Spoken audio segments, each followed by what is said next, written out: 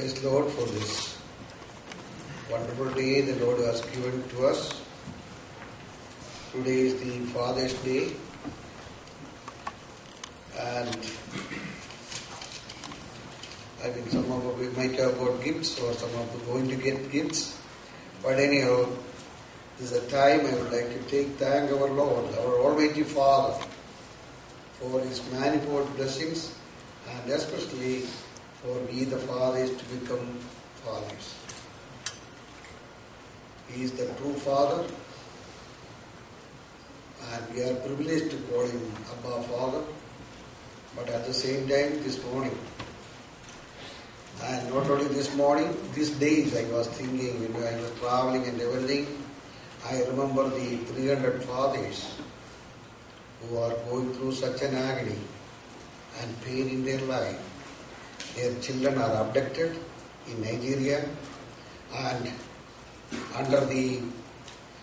they are kept by the terrorists, Muslim terrorists in Nigeria, and we can understand what the children may go through, but the parents, the fathers, may be going through the pain. In this Father's Day, when the free countries celebrate those things, let us remember there are a lot of fathers crying or going through the pain in another part of the world. Well, before I go into the message, I would like to take few minutes, about, this is that normally I take the opportunity when we have about the things happened in the previous months or weeks, and as some of you might have prayed for us, we got the opportunity to go for the Andhra trip, and we are comforted. I will say we are comforted with the ministry there. What we had seen and what we have experienced there in the hilly areas of Srikakulam, the Naxalite state in Andhra Pradesh. We are really comforted by the ministry done there. 10 families, 10 girls got married, 3 days of meeting, a lot of messages, few got saved, and we could see the thirst of hearing the word of God. And the last Sunday we worshipped under the tree because there is no proper hall to contain all those numbers who came from the different villages. It was my desire to visit this place when Brother Narayan Paul, who was here, stayed with me for a few days. He was mentioning about the ministry there. And today, I'm sitting, and when I stand here, I am sharing you that whatever he spoke, whatever he told me, it was true there. And not only I thank my Lord for using this uneducated man to turn those villages upside down. A lot of Christians. When the meeting started, we are seeing people are coming from the different villages. Still, some of them are practicing the witchcraft, and those there are a lot of non-believers who are practicing witchcraft even now. But how amazing it is to see this uneducated man God has used and for changing the lives of so many other people. I remember one young brother. Our Joby was also with me, and I am so thankful for the people who prayed, and especially for Joby, who came with us in Andhra Pradesh. Now I got to remember that those places are still remembering. The worship under the tree is still reminding me, and especially some of the testimonies. One brother who is maybe 23 or 24, he is saved from Hindu and educated. He is graduate, and he got the selection as the sub-inspector in the police. But he didn't go. He said, it is better to serve the Lord than to take a secular job. A time which will take more than 8 hours for the job. He refused. And he is doing some menial job. And the more interesting thing, he is one of the bridegroom who got married there. And he was using the brothers were telling that this brother every year from the little earnings he earned, he conducted a convention inviting the believers, inviting the non-believers, and from his village, and every year conducting the convention and few people coming forward. What a great thing. When I was hearing all those things, I was thinking about what is the sacrifice I give in my life. Think about it. Think about it. What is the sacrifice? A lot of people, we do not know what you are seeing here is not the scenario in the villages and in the different places. The same feeling we had it when we went to Philippines. All these places. But the Lord is working. Few people got saved in the gospel meeting. It was a wonderful time. Once again, I thank you all for the prayers, who prayed for it, and also who had the concern about the ministry there. And another thing I would like to mention about you, about Sebastian. Matthew Sebastian has already mentioned about the retreat. This is the retreat for the Bethany family. Please make sure that you come. We invited 2 speakers, and they are coming. And the theme of the retreat, in the Word but not of the world. It's a very good subject, and please make it a point that all Bethany family members, please come. I know that when there is IBM coming and also FIBA coming, these are there. But for our retreat, we cannot go to other people to come and join the retreat. We are the only one to make it successful. And we needed a few days, 2 days of fellowship, encouragement, studying the Word, and make it a point that we go there. Think about the sacrifices of other people who have nothing, but they are ready to do anything for the Lord. Anything for the Lord. And those who think the financial constraint is making them to go for the retreat, please talk to the elders. We will find a way that you will be, in the previous years, we did it, and we will be doing this year too. Remember those things, and please make it a point to come for the retreat. Now for the message, we heard our young brother reading the scripture, and I want to make it very simple. And this is a message which we all know the meaning of these verses, and it was the famous the verses which our Lord spoke, and also and we know the most of the meaning. I'm not taking, but I just want to compare our lives with the situation when Lord was delivering this message to the people. This is the longest message of our Lord, and we know about it, and the reason, the context, and everything, we all know it. And I know most of you read this portion, this chapter 5, chapter 6, and chapter 7 a number of times. I would like to put it in this way. When a new government, a new king forms a government, or when he is coming to the ascent to the power, immediately there will be a policy declaration. That is the normal practice. In India, now the government is changed. They have declared a new manifesto, and people who believe that their situation will be changed because of this new policies and manifesto, they voted the new government, BJP government, to power. And normally, and then after the election, the first thing what they do is that in the parliament, the president on behalf of the new government will declare the policy. This is our manifesto. This is what you can expect. This is the policy of the government. This is what what we are expecting from the people of India or any government, any country. That is normally the manifesto of William's life. And if you read this Matthew, you can see the same thing. Our Lord Jesus Christ, in the early days of the ministry, He wanted to, before He is going deep into the ministry, He wants to put forth the manifesto. So this is what I am offering you. This is what I am expecting from you. This is what you can expect from me. This is what we are seeing in this Sermon on the Mount. This sermon we can see that way. And so so think about this beatitudes. Not only the meaning of this beatitude, it is the manifesto of our Lord Jesus Christ as He was starting the new age,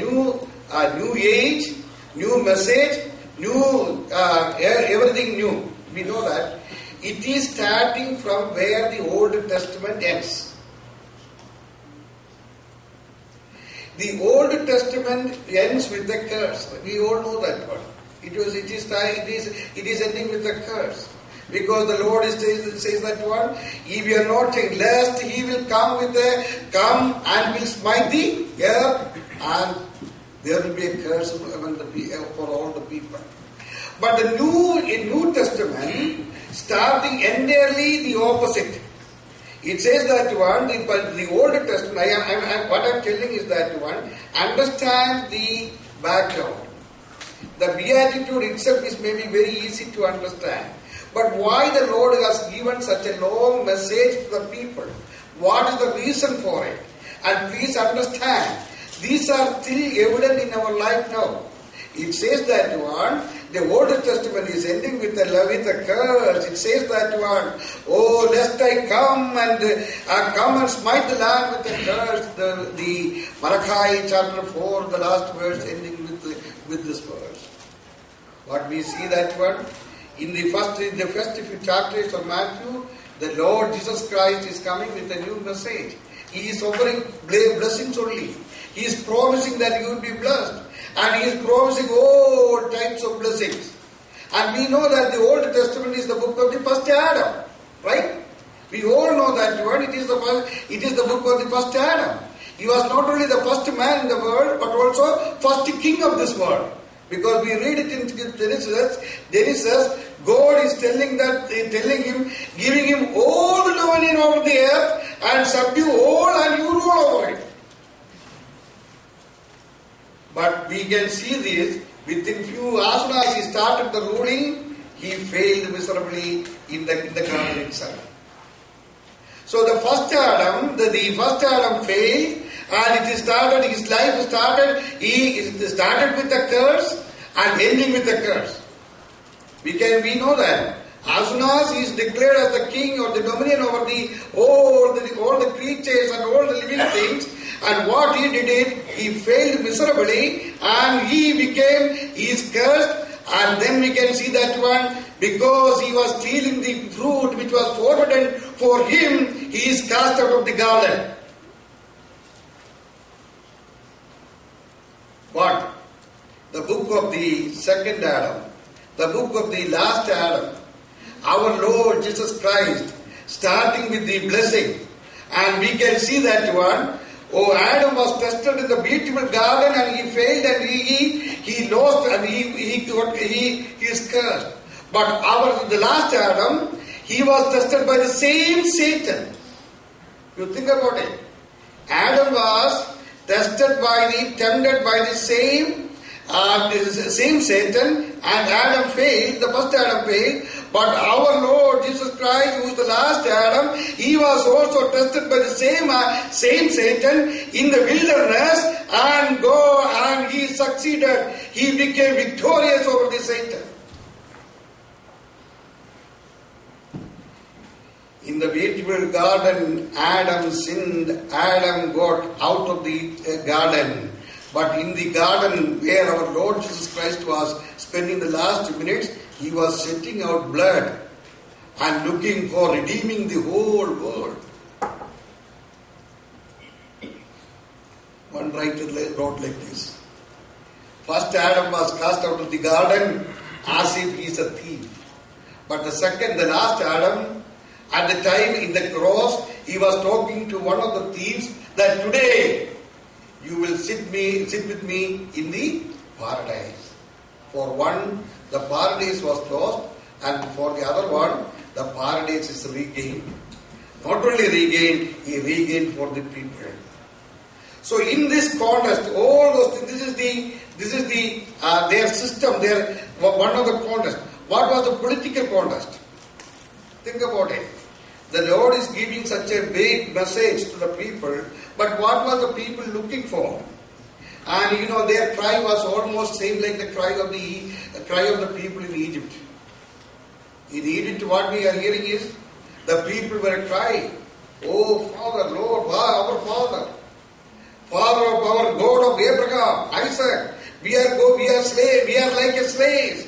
We cannot hold it." They are crying, and the Lord Jesus Christ and the God is telling Moses, Moses, I cannot sit here. I am hearing the cry of the people. I have to deliver them out of the Egypt. So I want you to lead the people to be out of the Egypt.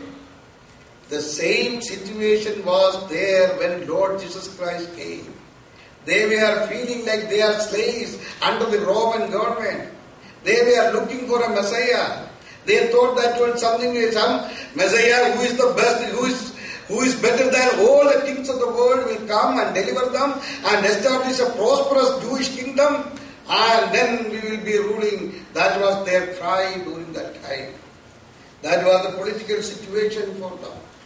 In this time, our Lord Jesus Christ is telling, yes, I am coming. I have a kingdom of heaven. I know you are longing for a kingdom. You don't want this kingdom. You don't want to be under the rule of the Roman government. You want to get out of the Roman government. Yes, I am promising you. I am promising you blessing. I am giving you the kingdom of heaven. But my kingdom is different. That is what he is telling that one. But Lord God, Jesus Christ told them, it is not what you are looking for. The people of Israel were looking for a king who is mightier and who can challenge the Roman government, and politically and militarily they can deliver them from out of this Roman government.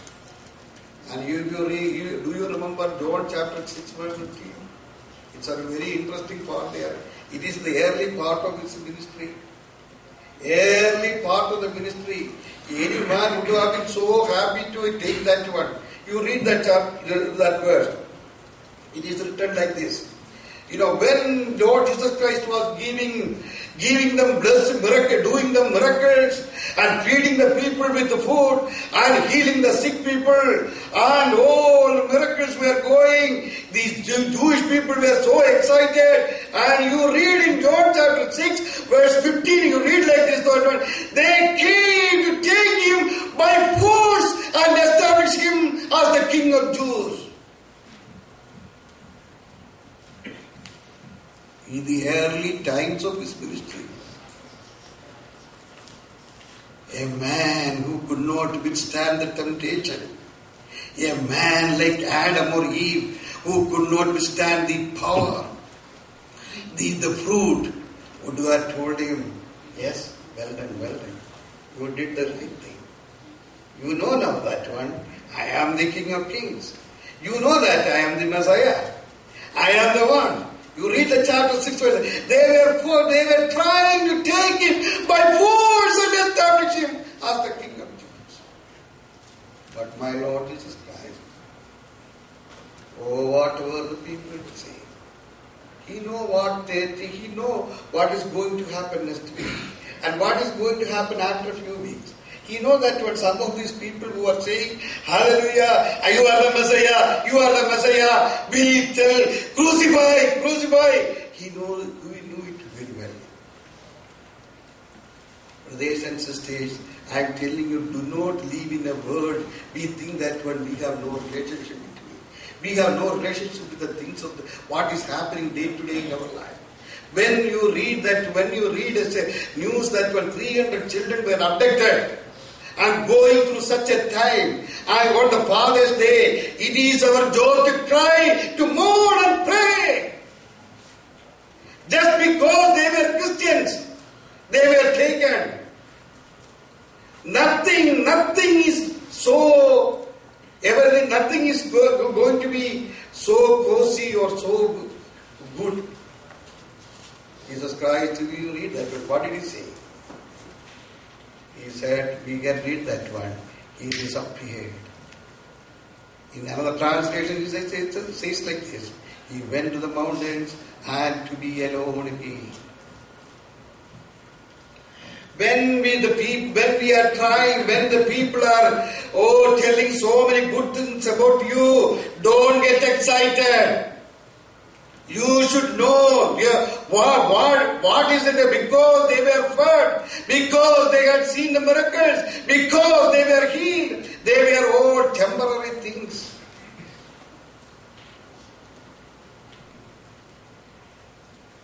That was one of the political situation.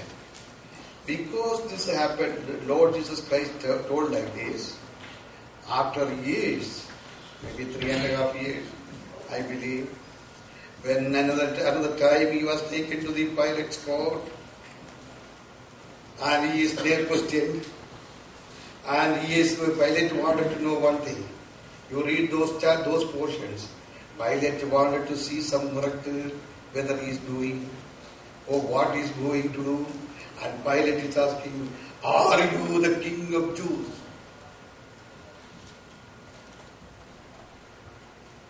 What is his answer? Yes. But not the kingdom what you think about it. My kingdom is different. It is a different situation. If he had accepted the kingship when he was taken by force, he could not say this answer. But because he could say, he said very clearly, and he could stand and he would say, yes, my kingdom is a different kingdom. Let us see the religious situation that time. What was the religious contest? The political contest, people were crying for a king. They wanted a king. And they wanted to the manifesto of the new kingdom. They were ready to accept Jesus as the king, but they wanted to hear the manifesto of the new king. What was this? The political. They were ready to, some of the people were ready to fight and do it. And what was the religious system those days? They were mainly, you could say that one. There were 4 groups of religious sects in the Jewish those days. And we know most of them. 2 of them we all know that one. One is the Pharisees. What is Pharisees are telling?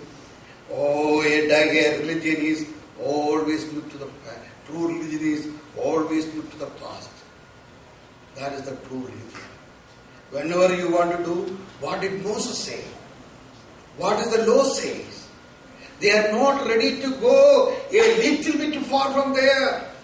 And they considered, it is the Mosaic law, observing the Mosaic law, that is the only thing to be needed to be a true religious and true spiritual man. I will say, the brethren, today I will say that one. Participate in the Lord's Supper. That is the most important thing. And that is the only thing. Always look to the past. They will say that when, observe the today the people will say, observing the Lord's Supper, that is the only thing to be done. No other thing, no other meetings, no other studying of the word, hearing the word, fellowship, encouraging each other. Forget it. Forget it. There are certain people, the Pharisees were thinking that one, there are certain people employed for that purpose, for encouraging others. That is not our job. This is the Pharisees. Then who is the other group? Sadducees. What did they say that one? They are liberal people. They are present day people. One of the Pharisees are always looking the past. Whenever you ask anything to Pharisees, they say that what does the law say? What happened then? That's only they can say that one. Even when Jesus Christ was in their midst, when they were questioned, when the questions were came, they were not ready to ask, Rabbi, what is your answer? But they wanted to go back and go to the Mosaic law and say that what does the law say? During the Sabbath nobody can do this and it is not acceptable.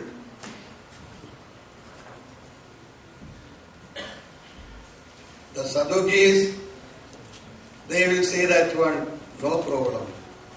You change the system, you change the scripture, little bit to go here and there to suit my purpose today. Will it be acceptable for me? It is okay. You know, when I heard one of the speaker, very famous speaker, prosperity speaker, who is ready to do, who speak to you, who enroll you to be so active. He never attended a marriage in his parish. What is the reason? He is afraid his popularity may grow because sometimes gays also got married in the community, in their church. If he goes for one marriage, he has to go for the other marriage also. He doesn't care. He wants the popularity. Sadducees are liberal people who wanted to change the scripture for their convenience. Brothers and sisters, a lot of people in our own midst, and they are ready to change what is in the scripture to suit our own purpose. And there will be for some people to say, okay, what they did is correct. What can they do? What is possible if he is not doing like this? What can they do? This is the question for God. Let me tell you two other people, not very common in those days, Essenes. Those are the people who say, go away from the body, away from the people. They were living in the caves of Qumran. They wanted to be away from everything. They wanted to be so Puritan. And then the Salem people. Those people say that word, take the arms if necessary to fight the Roman. They were fanatics. They were terrorists those days, and they were ready to do any of those things, all those things. It is in this background. Now, as I told you, Pharisees always say, look past. While Sadducees will say, go ahead. Essenes will say that one, go away from here. And the Sailors will say, go against anything. But the Lord Jesus Christ told them, to Pharisees, he said like this, it is not the external spirituality that counts, it is the internal spirituality that counts. It is not the Lord's Supper that counts. Your spirituality, brother and sisters, I want to tell you very clearly, it is not this Lord's Supper that counts your spirituality. It is the internal. Sadducees, he said, it is not man's way, it is God's way. Sadducees were ready to change everything to suit the present day people, to make them happy.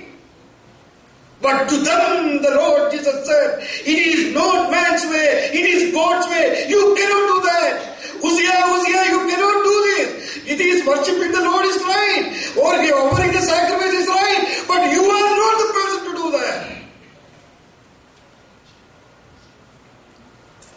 Only people who have the confidence, who knows that one, I am standing on the word of God, can tell the Sadducees, that is not the way. Jesus said, it is not man's way, it is God's way. Essenes said, to Essenes what did he say? It says, not the body that is corrupting you. It is not the body that corrupts you. It is your heart that corrupts you. So many messages, so many people, all talking about the body, being heavy, being separated, going away, being a Puritan, or running away to Qumran cakes, sitting there, they think that they will have the fellowship with the Lord. But the Lord says that one, as it is, it is not your body that corrupts you, it is your heart that corrupts you. To the sailors, what did he say?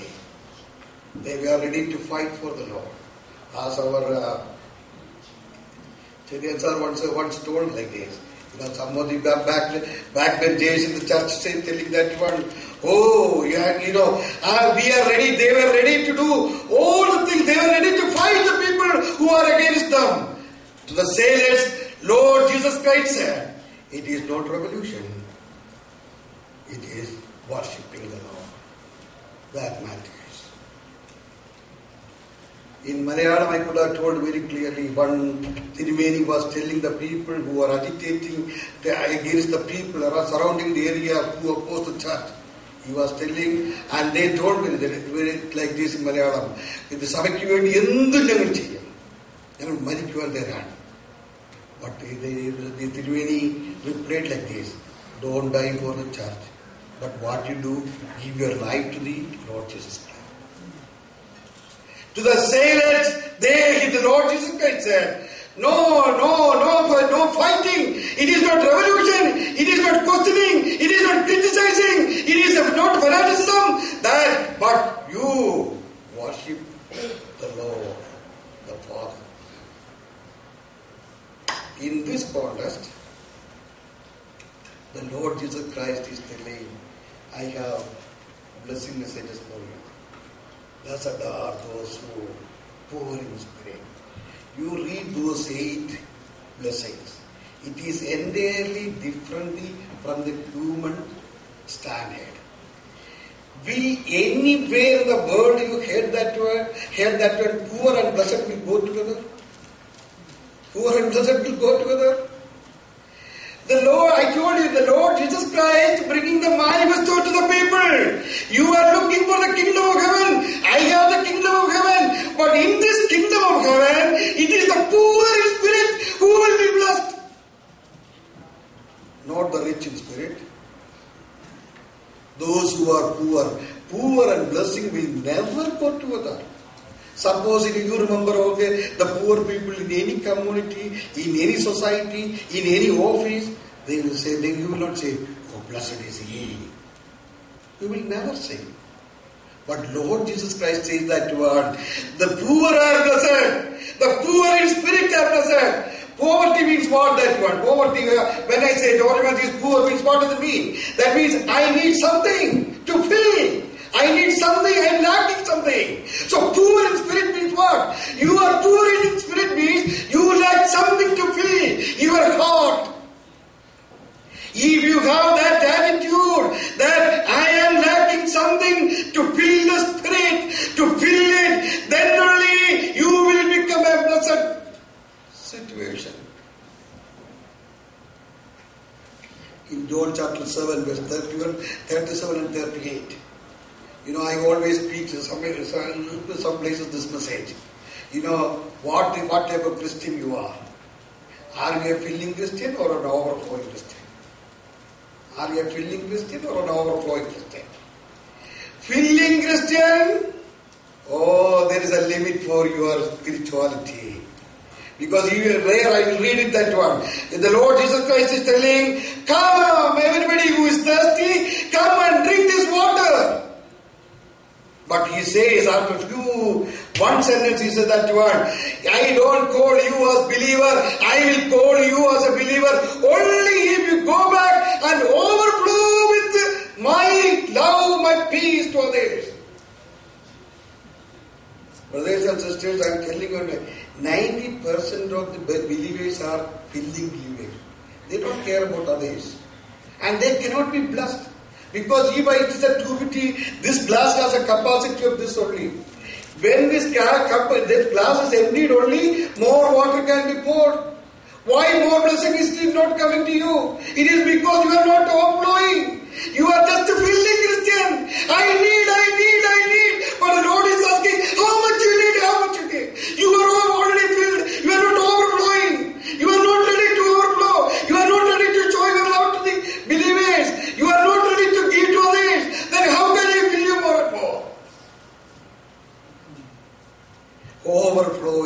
Christians.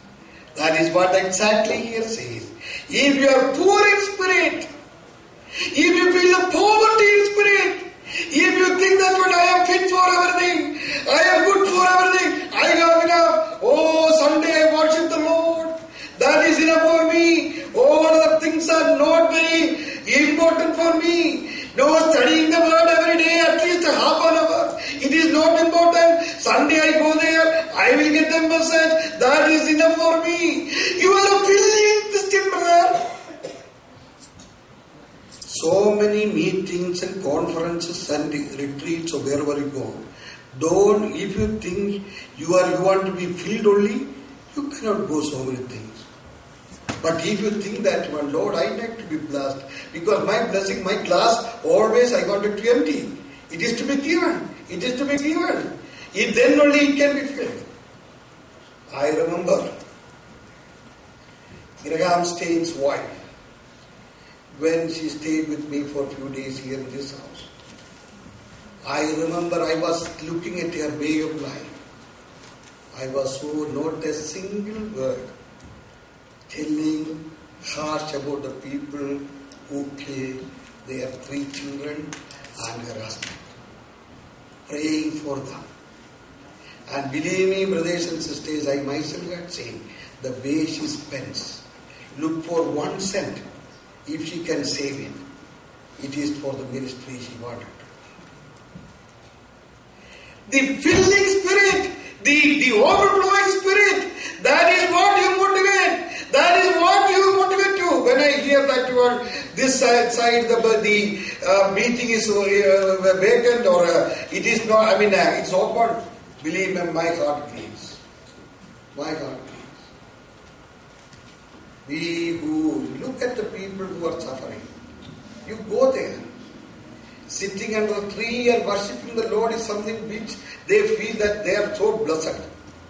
Poor in spirit, you are blessed. Poor in spirit, you are blessed. If you are not feeling that poor in spirit, you will not be blessed. Brothers and sisters, I have to stop here. But let me stop. Maybe the rest we will do later. But let me read the 12th verse in the same one. To come back, I want to see that one. That is not the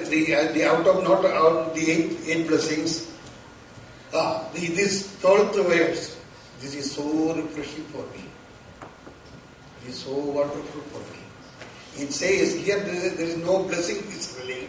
Rejoice and be exceeding glad. For great is your reward in heaven, for so persecuted they the prophets which were before you. You read again and again. Did you see anything about your present status there? You are not seeing anything there. Only 2 things the Lord is telling. One, look ahead, and one, look back. He says, look ahead.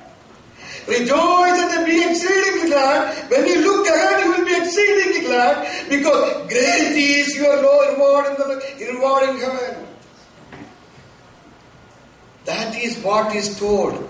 If you are looking for today's reward, you will feel so sad. What is there in great? You cannot. But the Lord Christ, Jesus Christ says, look ahead. What is told? All these brothers and sisters who suffered and sacrificed their life, they were looking ahead. Oh, you know that one. The Jewish people thought that, okay, our Lord Jesus Christ is crucified. I think that one. I believe in this way. And because the second one is that one, they for so persecuted, they the prophets which were before you. When I look back, believe me, sometimes I look back. When I get irritated and I see that when some of the way our fellow believers are responding and doing the things, I look back. Sometimes I feel that one, why? Why it is so? But when I see a cloud of people who sacrificed their life, who got the job as a sub-inspector in a place, to get such a job is something great, don't do that. That is something so great for them. They said, that is nothing. That is nothing. Let me be to serve my Lord. So, you look back our Lord Jesus Christ. On that night, the night when he was crucified, the Jewish people thought, oh, the problem is over. 3.5 years. We thought that this man is making all the problem, it is over. But on the third day, God's plan is continuing, blessing the people. On the third day, he is risen. And then the people, the authorities may thought that one, oh, he is risen, but he is not with the multitude of the people. The multitudes are not following. He is appearing in certain places only. He is only supporting, or he is only exhorting the disciples. 40 days were gone, and he is risen. He is risen to heaven, and they might have thought that Christianity is over. Jesus Christ is over. And we see that even after 2 days, the man who was walking at a long distance. In fact, I was going to speak about him today. But because of the Father's Day, I changed it. It was, the Peter. Peter was looking, when Jesus Christ was taken for crucifixion, he was walking at a long distance because he doesn't want to identify. Others should not see that when I am a follower of Jesus. At the same time, I want to know what my master is going to, what is happening to master. And the man who was so coward, who was so fearful, and we read in the Acts, only the chapter 3, we read that one, these people are asking, we thought that Jesus Christ is God, and they are asking Peter, in which authority you have healed this crippled man?